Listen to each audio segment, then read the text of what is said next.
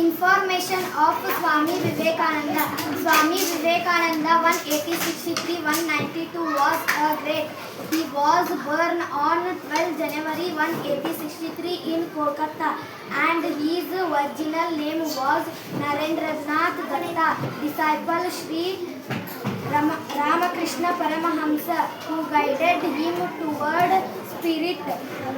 Swami Vivekananda is best known for his historic speech at the World's Religions in Chicago in 1893, where he began with the words, "Sister and brothers of America."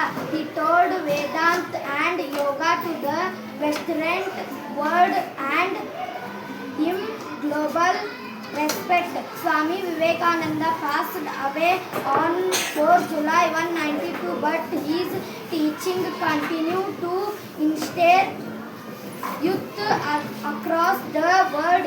His birthday, 12 January, is celebrated as National Youth Day in India. Thank you. Very good.